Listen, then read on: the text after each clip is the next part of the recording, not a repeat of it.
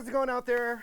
Marty Schwartz here with Marty Music, hanging out with Eric Krasno, fantastic artist, guitar player, and friend of mine as well. Very excited that we have made a guitar lesson course that you taught. Yeah. And I got to help collaborate with you on that, so I'm really excited for that new release. I'm really excited too, man. When you called me and asked me about it, I was jumping at the opportunity. I've learned a lot of songs over the years from watching you. So, and I love just how you do all your videos and your whole vibe. So, And clearly the style. oh yeah. Well, it's hard to say. It's hard to say who started that, but No, I will. Yes, I will. Yeah, that's more coincidence. But what I will say is, you've definitely, your guitar playing, your music, your bands, Soul Live, and your solo stuff, and everyone you've collaborated with have been definitely a huge influence on me.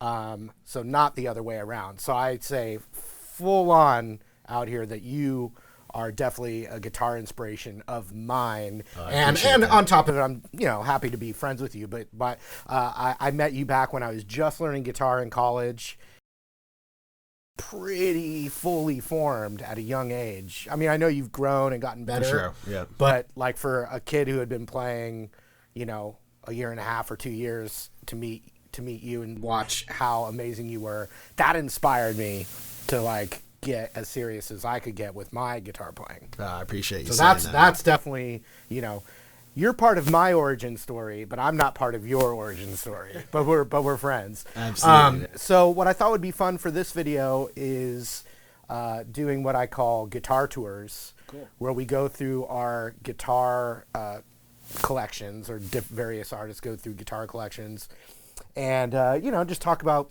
the guitar and some cool stories behind them, which reminds me, you're playing a pink Silver Sky. Yes. Yeah. What's the story with this? It wouldn't have been my style choice to play a pink guitar, but I came home one day to a box on my front porch, and this was in it. And I opened it up. There was a letter from John Mayer saying, he appreciated my support, because I've actually been, he's sent me a few of the Silver Skies since the beginning. There's this blue one, which I've actually played quite a bit, and then I have a red one over there too.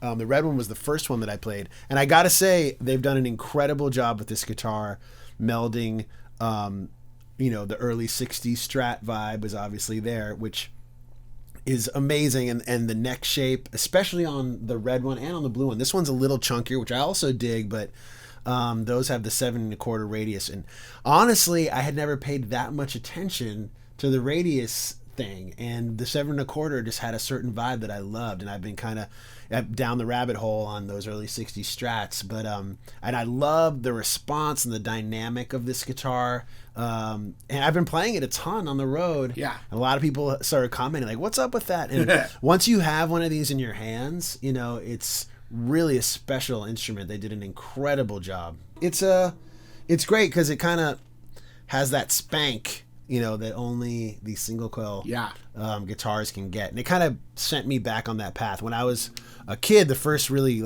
decent electric guitar I had was a Strat. I had a Strat Plus back in the early 90s. It's got the humbuckers in the back. It actually had all single coil, but they were the whatever you call it, noiseless lace sensor pickups. Yes. Which got a lot of people made fun of those guitars in general, but I really loved that guitar, and kind of went to humbuckers after that for so long. But it's been fun kind of diving back into the single coil thing in the last few years. It's always nice to have something, whether it's a new guitar, different pickups, that can be a little refreshing. Yeah, you for kind of sure. get playing that same thing over and over. There's a certain amount of dynamic, also the way that these guitars kind of work with fuzz pedals and distortion pedals, but specifically these single coil, especially the Silver Sky, but these single coil early 60s kind of Strat pickups the response with a fuzz pedal is really cool. There's some amazing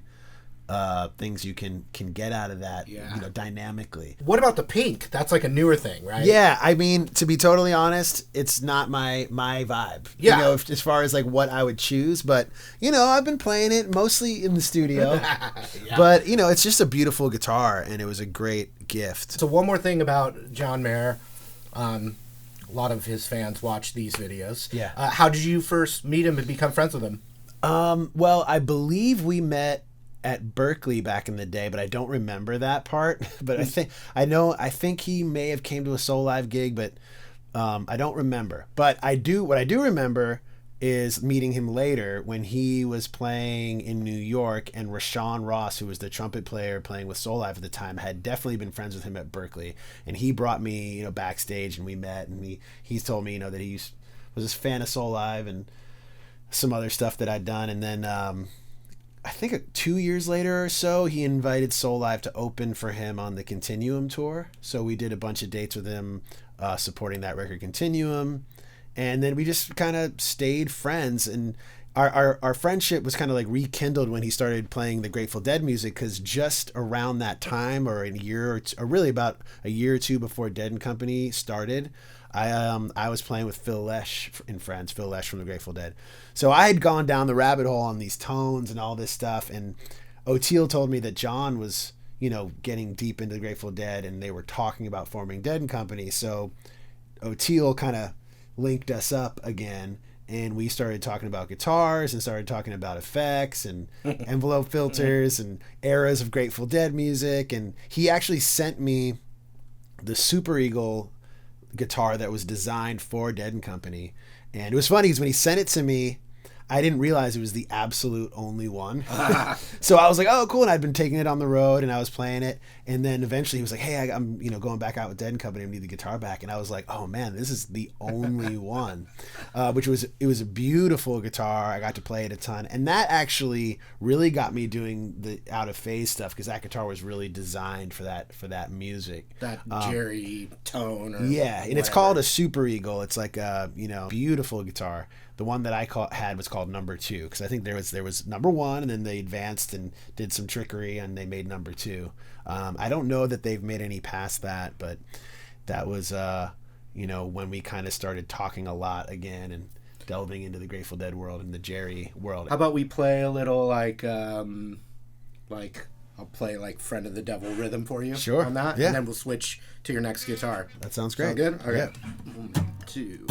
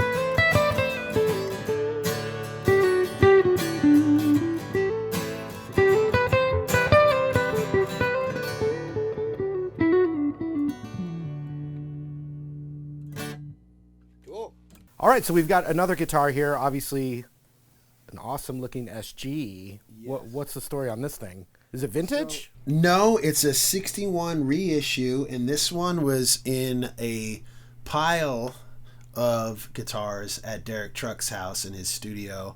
I was down there working with him on the Made Up Mind album, and I wrote a bunch of songs with him for that record. I was playing bass, or I was about to go out and play bass with them on the Tedeschi Trucks Band tour. And he was going through a bunch of these guitars to find what he would eventually put out as his signature guitar. So I remember sitting there and playing a few and doing this trick where, like, one of us would play a chord and the other would like hold the body and see Yeah. how much resonance there was. And this one I like could feel that, you know. So he let me take it, and then I did some trickery to it. Put this Bigsby on here with the Vibramate, and then sanded the neck down, and my friend put this cool little truss rod cover, and then put the bone nut on there, and yeah, and then I played this a bunch with Phil and friends, and played it a bunch with my first solo tour back in 2017, I think, or 16, 17. And it's just a killer guitar, man. It's got amazing sustain. Obviously, some pretty hot humbuckers in here. And I added the Bigsby, which was really great because it kind of evened out the weight, but it wasn't the greatest for keeping it in tune. Right. But it's an amazing guitar. Yeah. Nice bone nut. Yeah. There's guitar memes about that. Oh, I'm sure there is. Why do you think the SG became Derek Truck's main guitar that he plays? It's a good question. They sing. There's a certain sustain. They're light, but like I said, there's so much resonance in these guitars. I prefer the lightweightness, like to the weight on the back of your neck and your back. Yeah. A Les Paul is very heavy. Yeah. So, I mean, I could see maybe that being the reason. Definitely. And there's something about these necks. They're like, you have access all the way up here in the neck, I think, which is cool for slide. And these necks feel so good. They're kind of smaller. It's easy to get around. Yeah. Well, with that, how about you? Can you just play it? Let's just hear it. Yeah, I won't back you up. Let's just. Yeah, whatever, I mean, usually I would have some do. distortion on, but for this guitar.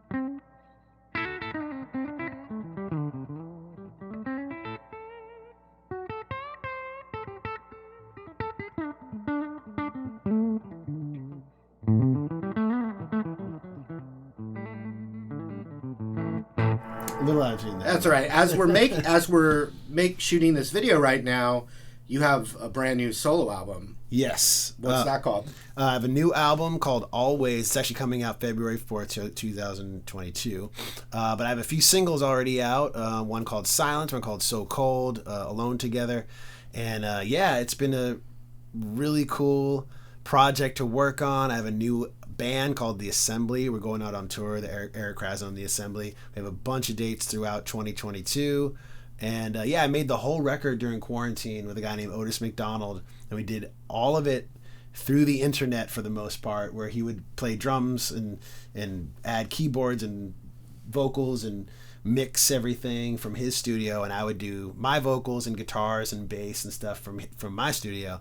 So it started out like that, and we started collaborating, and we instantly kind of caught a vibe. So now he's actually in my band, and now we still work via satellite, but I also go up to his studio in San Francisco, and he comes down here, and we work together. So it was a kind of born through this friendship that we had, and I had a bunch of songs I'd been writing, and it evolved into an album. All right, so now we've got a hollow body, full hollow body. Yeah, this is semi hollow, and this was the first guitar I ever played with a Bigsby, and it was kind of a precursor to my signature model with Ibanez, and this one I think I got in around 2001 or 2, and I had just linked up with Ibanez. They had sent me a couple AS200s, and this is an AS200, but this one kind of got tricked out, and you can see my little Eric Krasno plate there, which actually was really to cover up the holes because they had the bridge down here, and then when we put this Bigsby in, there was like these two holes. You need a little name tag. So then they put that there. It wasn't really my idea, but I'm kind of used to it now. And then I eventually switched out the pickups and put these Lawler Tron pickups, which are really cool. That I can't remember how I linked up with Lawler, but he put these pickups in, and I loved how they sounded. So this kind of became my main solo guitar for at least a decade. You played it on pretty much all the records post 2004 or 5. So do you have tie marks from wearing a tie. It could be. So normally be. there's belt buckle rash, but with the tie maybe. Yeah, that could have happened. I know that and I also put the Vibramate on this one because I know there was a few times where my guitar tech and times on my own where we freaked out about trying to change strings back here. On a Bigsby, it can be a real pain in the butt. But and I kind of from there just worked up to doing the EK model. Kind of based on this one, but I changed the size of the neck and changed a few other things. But this was the one I played for, hundreds of Soul Live gigs. I recognize that from Soul Live shows myself that I've seen. So maybe, if you don't mind, you could play some Soul Live or something totally. on that. This. I know it's a little rusty for you. But. It is a little rusty, but we did play a gig kind of recently. This is one of the first tunes we ever played. Was called Soul Live. So.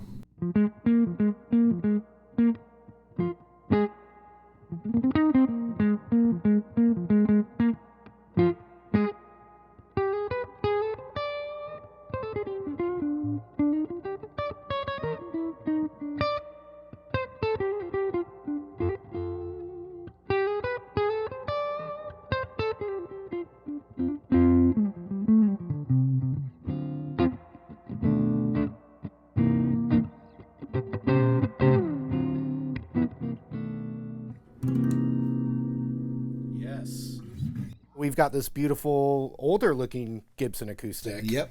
And another theme is all the guitars have had very significant meaning. Yeah. John Mayer and Derek Trucks, and then your own signature, your own guitar you've played. And so now this one I know belonged to a dear friend of yours, right? Yeah. So this guitar belonged to Neal Casal, who I played with various times.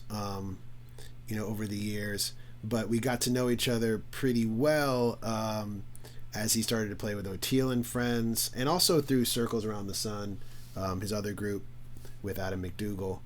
And his manager and best friend has been a close friend of mine for over 20 years, Gary Waldman.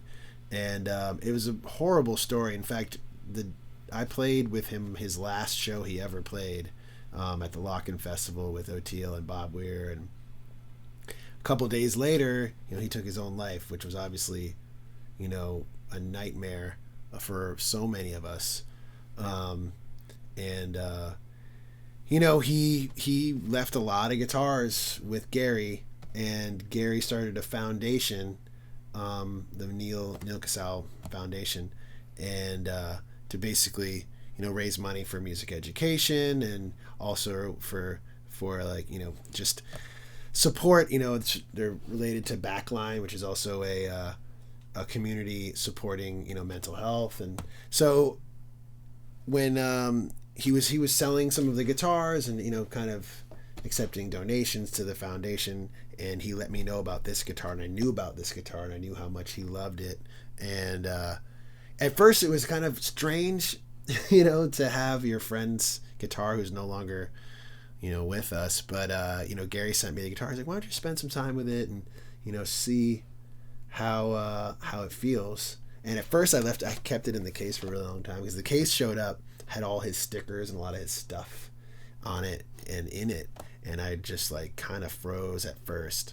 And then I took it out and played it. And as soon as I played one chord on it, it just gave me the chills, and now I've been just writing a ton of music on it, and it just as time went on I've gotten used to it, and now it's pretty much my favorite guitar. Is it a J45? So it's an SJ, which is I think similar to that. I actually don't know too much history about it because this is a newer J45. Right, it's a similar body. So I think they call this one an SJ, and it was made in 1952. Wow. Yeah.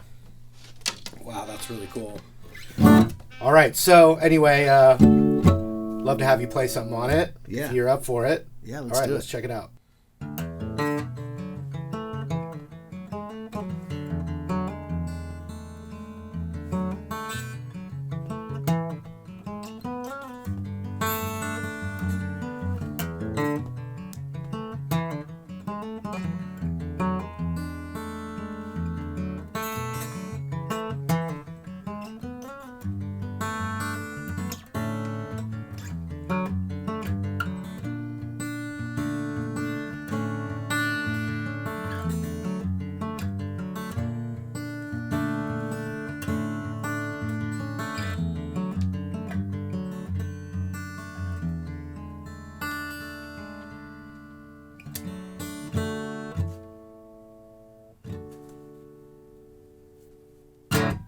All right, want to thank Eric Krasno for hanging out, showing some of his guitars, and just to remind you guys, Eric Krasno has a new masterclass set of lessons that I was lucky enough to help Eric make, so we'll leave a link for that below. Yeah, for sure. You guys will not regret it. I was able to get some special secrets. Some juicy tidbits. I was able to pull out some of the secrets that I had been wanting to know about, and so had a great time making that. So check that out. Also, thank you so much for spending some time here with us, and check out your new album, which is called Always. Always. Yep. Because that's going to be around this time, and hope to see you guys again. Thanks. Thanks for joining us.